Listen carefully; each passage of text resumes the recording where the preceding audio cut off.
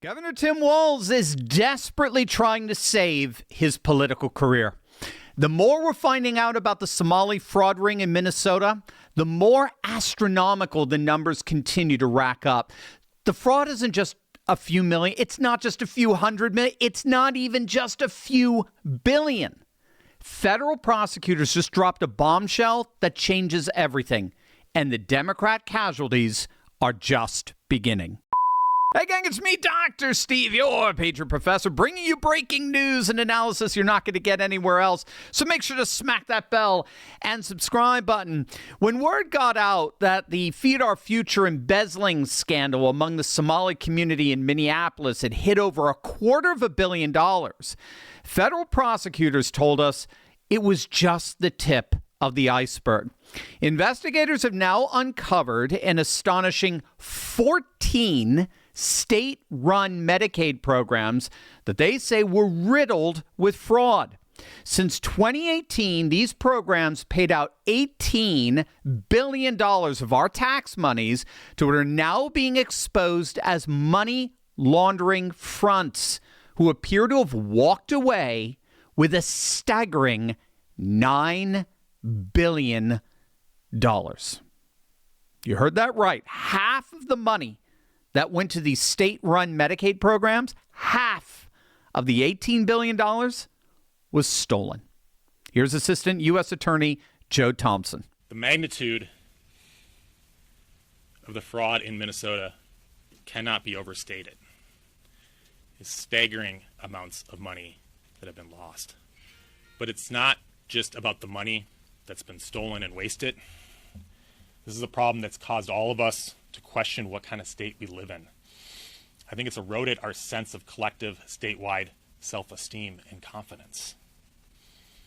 It's caused a state, as I've said before, that has long taken pride in having a strong economy, good schools, beautiful lakes, mini parks, and a sense of community spirit and civic mindedness. This fraud really calls into question all of that. And I know that it's gone on. It's been allowed to go on far too long. And we need to do whatever we can to stop it in its tracks. Now, the irony here is that $9 billion is roughly the entire GDP of Somalia. You can't make this stuff up. $9 billion is roughly the entire GDP of the nation of Somalia. We could have inadvertently funded an entire foreign economy with Minnesota taxpayer dollars that were stolen by the very community that had been welcomed into our country by the generosity of those very Minnesotans who took such pride in their unique culture and state. A culture that's been absolutely obliterated. And just so we're clear, this wasn't sophisticated technological hacking here. This was industrial scale fraud that was laughably easy. We're talking about fake autism centers that had no children in them. Housing programs for people who didn't even exist. Adult daycares that were empty shells. It got so bad that prosecutors coined a new term, fraud tourism. Fraud tourism. So criminals from other states, like two men in particular from Philadelphia, heard that Minnesota was giving away free money. So they flew in, they set up these fake companies, they billed the state for millions, and they flew home. They didn't come for the lakes. They didn't come for their unique sense of community. No, they came because their inept, feckless disaster of a governor, Tim Walz, hung a massive kick me sign on the Minnesota Treasury. And where did the money go, you may ask? Well, it didn't go to hungry kids. It didn't go to autistic children. It went to luxury villas in the Maldives. It went to lakefront real estate. It went to Lamborghinis parked outside of empty strip malls. And most disturbingly, federal investigators have traced huge sums of this money flowing overseas to Kenya and Somalia. I mean, we're talking about a massive wealth transfer from the American working class taxpayer to foreign fraudsters, all facilitated by a progressive bureaucracy that was too afraid of being called racist to actually do its job. But let's be honest about who's involved here. Prosecutors have stated that a staggering number of those charged are from the Somali community. Thus far, 86 people have been charged, 61 convictions so far, and the New York Times' own report found that all but 8 of the 86 individuals charged in these related fraud cases, all but 8 are of Somali descent. That's roughly 78 out of the 86, or 91% of those charged. But here's the worst part. It's not just incompetence, it's a cover-up. State whistleblowers, the good people trying to stop this, were terrified. Lawmakers have revealed that employees in the Department of Human Services have been afraid to come forward because they feared retaliation from Walz's administration. Walz is being accused by his own public workers, and we're talking hundreds of them, of overseeing a corrupt system where Walz-appointed leaders deliberately ignored laws and regulations to bury fraud reports, even threatening the families of those who spoke up. And Walz himself, well, he's sounding increasingly manic. Look, who's ever in charge, and I said, unlike the president, I'm the governor now. Whether these programs happened before we got here or afterwards, it doesn't matter. We're here now. We're the ones fixing it. You have my guarantee on this is that I certainly will have this thing fixed, and you see that we're on the front end of it. That's how this works. And so would I have wanted to stop this? Would I have gone out? You know, if you think the governor goes out and checks somebody on Medicaid and that they were there, no, but that's somebody in government needed to do that. And if they didn't do that, or if there were loopholes in this, and what we found is these are poorly written and it left openings, and the goal was to get the money out. We'll fix that. But yeah, I'll take accountability for it. But what you're seeing here is you're seeing a weaponization. We'll continue to fix it. They're going to continue to come up with numbers that don't have it there, and it's sensationalized. I don't expect anything different from this administration. Yeah, I'll take responsibility. But it's the Trump administration that's guilty of weaponizing this. They're cooking the numbers, and they're the ones who are committing the real fraud. Gang, that's classic doublespeak. It's Walz's definition of taking responsibility is to deflect blame and cast it onto others. He is as crooked and corrupt as they come. Here's how bad it was, or still is, in Minnesota. We are now learning that some individuals who had already been indicted for fraud were still receiving state payments even after they were charged. The spigot didn't turn off even when they had handcuffs on. That's the systematic failure that no amount of deflection is going to overcome. So Walz is actually trying to claim, this is what he thinks is going to work. He's actually trying to come, well, there's no evidence of $9 billion in fraud. There's no evidence of that.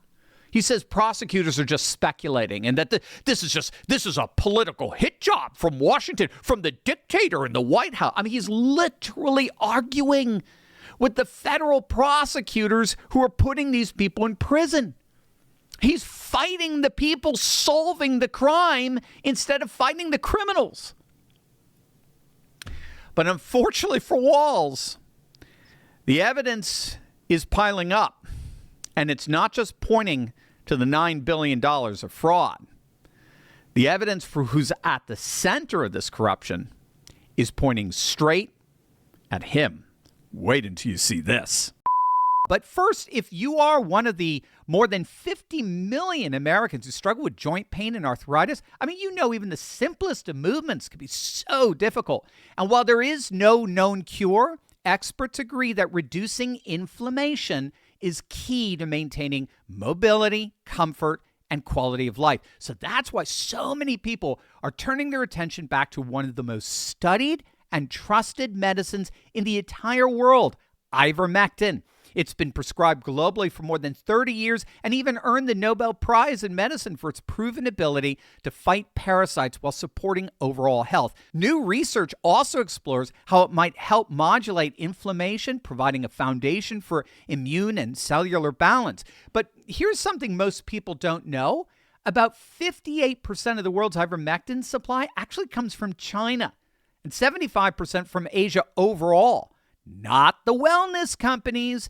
Introducing American-made ivermectin, compounded and quality tested right here in the United States. You'll get an FDA-approved 6-month supply of 18 milligram tablets designed for 4 21-day parasite cleanse cycles, all for just $3.33 per tablet, far below what most pharmacies charge. Click on that link below right now or visit twc.health/Turley and use code Turley to save $44 off plus free shipping. Again, that's twc.health/Turley, helping Americans take charge of their health with confidence and care. Ilhan Omar, Tim Walz, Attorney General Keith Ellison. We see a web of connections between them and those directly involved in the fraud. For example, Ilhan Omar alleged enabling introducing the 2020 Meals Act, which was ultimately subject to fraud. Held a campaign victory party at the Safari restaurant. That's where one of the men who run that restaurant has associations to the convicted individuals. And then there's Tim Walz. House Oversight Investigation role in his role as governor. Or Keith Ellison, the Attorney General. His job is to enforce the law in Minnesota, but instead he's getting donations after meeting with the Feeding Our Future representatives. The Feeding Our Future, the biggest known yet part of this entire theft ring. Yeah, it's pretty obvious the Trump administration is smelling blood here. I mean, they've uncovered what appears to be the single biggest welfare fraud scam ring in our nation's history. And it's happening in such a way that it could have easily been scripted by Trump himself, if you think it through, right? It involves a deep blue Democrat state. It's being carried out by these Somali community that's exploiting and abusing the very host nation that welcomed them here. And it has the former VP candidate at the very center of it all, whose administration has been complicit in this mass corruption that ended up stealing nearly $10 billion of taxpayer money. Half the state's entire federal funding for these programs, you got to let that hit you, half of Minnesota's entire federal funding for these programs gone, vanished, stolen by fraudsters who used your money to buy luxury cars, lakefront homes, and fund lifestyles in foreign countries. And now Stephen Miller, the deputy chief of staff, he's just confirmed that Tim Walz is himself now under federal investigation. And his poll numbers are plummeting.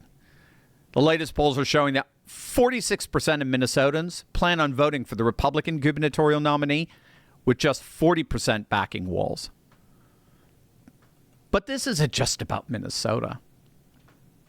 This is a warning for the entire country. When you create massive government programs with zero oversight, you're not helping the poor. You're creating a feeding frenzy for predators. You're creating a system where fraud tourism becomes a viable career path. Governor Walz wants you to believe that this is just about a handful of bad actors. But when the assistant U.S. attorney says it's swamping Minnesota and calling into question the very integrity of the entire state, you know the rot goes to the core. The taxpayers of Minnesota are furious, as they ought to be. They're writing letters, they're showing up at hearings, and they're demanding to know who on earth is going to be fired, who's going to be held accountable, who's going to jail over this. Because $9 billion doesn't just disappear by accident. It disappears when leaders turn a blind eye willingly. It disappears when political correctness matters more than public integrity. Tim Walz says he's accountable. Well, Governor, accountability doesn't mean giving a press conference. It means consequences. And for the sake of every taxpayer in the nation, we need to make sure those consequences are severe. And if the Trump administration has anything to say about it, they most certainly will be. So what do you guys think? Let me know in the comments section below. And as always, make sure to smack that bell and subscribe button for breaking news and analysis you're not going to hear anywhere else. Love you guys. God bless. If today's message resonated with you, you'll love Turley Walks, my free preview of the Courageous Patriot Club. More stories, more perspective, more community focused on faith, family, and freedom. And it's absolutely free. Go to turley.pub/TurleyWalks.